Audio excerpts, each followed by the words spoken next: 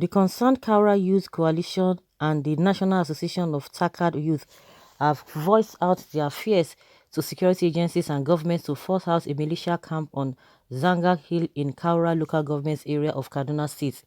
They brought the issue to light in a joint statement signed by the President, Abin Vincent and Derek Christopher in Kashamfan. The alarmed group made the alert that the hill has become the ground where militia are being bred, and as it stands now, over 600 armed men are being accommodated by the hill. They call on the relevant security agencies to intensify and join forces together to displace the militia group on the hilltop. They added that every member of the militia group is possessing heavy weapons, and this has made the community residents to be living in constant panic. The leaders cautioned that the Takad, Sholio and Takad were being killed at will at that same location.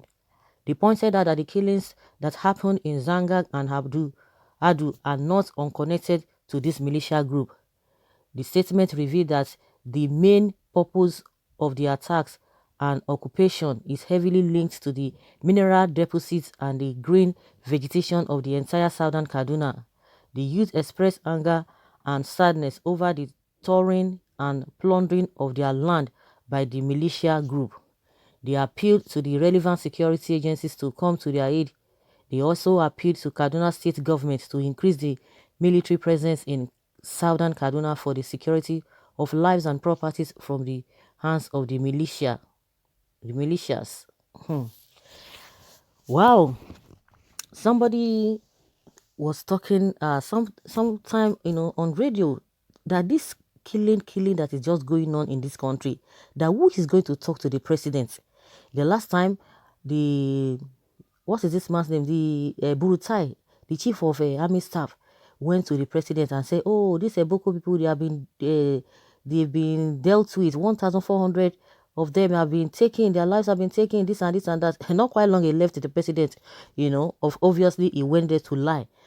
At the end of the day, not quite long he left, these people, they struck and began to do their wonders. I mean, the Boko people. So, and the question is that somebody is still saying that in as much we still have, if the president does not resign or he does not serve the service chiefs, that this thing will continue over and over again. Some people will say, oh, we are not the country is not Afghanistan, it's not all this country top country that are into war. But why is it that Nigeria is this kind of a thing is happening, that even where those things are happening, where there is war, that the numbers of the people who are killed there are not even up to what we are experiencing in the country? So what will happen? What is the problem? And if the president has refused to change the service chiefs, and I think it goes beyond that, because Brutai has said it, whether they change them or not, it's not going to do anything. It's not going to change anything. So now, so we go the day.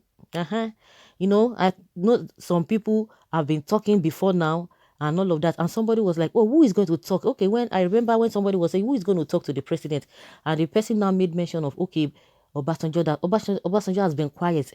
Yes, because if Obasanjo talks, they will say, okay, he has started, Baba Yabo has started, let him go and sit down. He is one of the people that spoiled this. When Nnamdi Kanu has been saying what he knows and what he has been saying, which we are all witnesses to what has been happening, Obasanjo came the same to, oh, let him go and sit down. Oh, Nnamdi Kanu, he said, Nnamdi Kanu head is not correct. Nnamdi Kanu, he does not know what he's talking about. Obasanjo came and said the same thing to confirm what Nnamdi Kanu has been saying. And the funniest thing is that most of these top people, they know what is happening. They don't want to say anything. It is the courageous one that will come, and as you come, they will continue to give it to you. They will continue to attack you back. Even the same people that are suffering, the same people that are being affected. I think there is a kind of a calmness in the southern part of the country, because now the whole thing has gone back to the north. That is where they are really doing the whole thing. They are really portraying their activities, showcasing their talents in that place. And that is why you are seeing people are coming out to protest. And that's why you see that in the southern part of the country, it's like whether the thing has minimized because of the talk here and there. But I don't think whether it has really minimized to that level. But at least the concentration is in that side. This governor of the state, Kaduna, that these people are crying out from, what have they been doing? Is it not the same in Southern Kaduna? The same thing too. Like I said, some people know about this and some people are talking. I think Nnamdi Kanu is the one who is really on ground, who is talking every day concerning this thing. Oh, some people will tell you, Nnamdi Kanu, come back to Nigeria, come and do what? Somebody is giving you information for you to be able to, and you are seeing all of those things. It's not as if he's making them up. This other man, Danjuma and Buhari, Basanjo, they talked. But they will tell you, oh, because they have taken a oil block from them. Oh, that is why they are crying. Oh, they have this done this. That's why they are crying. And I said, there was a time I said, it was sometime last year. I said, when Obasanjo was talking about this colonization, whatever, if anything happens, there's a way he can really secure himself. Being an old soldier, being the president before and head of state before, they know how to secure themselves. But you that you don't even have anybody to secure you, you are saying you should go and sit down. You are saying, oh, that old man, that his mouth is smelling. He does not know what to do. There is part of the people who have spoiled this country. Why are you talking now? Oh, that is jealous of a Buhari and all of that. And see what is happening. And I think since that time, the old man just respects himself. Okay, if that is what you want, of course, when it gets to when he wants to talk, he will still speak. But he has made his own. He has an old man. He has made his own submission and what he knows about it. But a lot of people talk to him, and it's the same people who are saying, "Oh, who is going to talk to Buhari?" That say, "Oh, Obasanjo is not saying anything. He should talk now, so that people start insulting him again." Okay, let them continue with that, because anybody that comes out to speak now, you will see that they will still attack the person. Even the same people who are suffering, they will still attack these people. That why are you speaking? Who gave you that whatever to speak? Who gave you this to speak? What about you? What did you do when you were there? Oh, you have done your own part. Don't disturb another person. They will tell you, oh yes, we know that you are not going to be there forever. If you think you have power, this and that, that is not the issue. The people who are there, they will do whatever they want to do. At the end of the day, they will leave, but the suffering will still continue with the masses.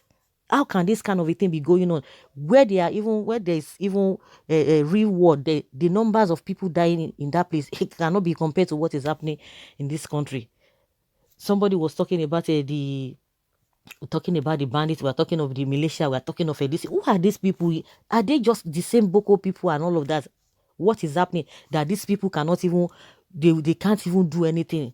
Now we learned that the other time the chief of army staff Burutai relocated to Northeast. Now what is happening? Now it's like it's like because of the way he went there, the whole thing has festered into all the old North.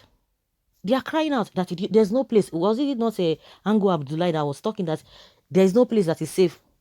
There is no place that is safe in the north now, because the concentration was in the northeast, but see what is happening everywhere. There's no safe haven, no safe place in the whole of the north. So then what is the essence of is a relocation to the northeast, to Maiduguri, Maiduguri now, it was in Bono. So we'll continue like this until the people, now that the protest is now coming from the north, until something drastic happens more than this, then maybe everybody, the whole country, they will now know what to do. They will now know what to do. So let's hear what people are saying concerning these people who are complaining.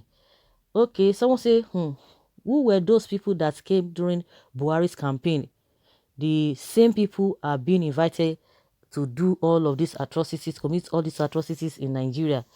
But the state governor once said that he already paid these bandits to stop killing in southern Kaduna. Please, the appropriate authority should do urgent work about it.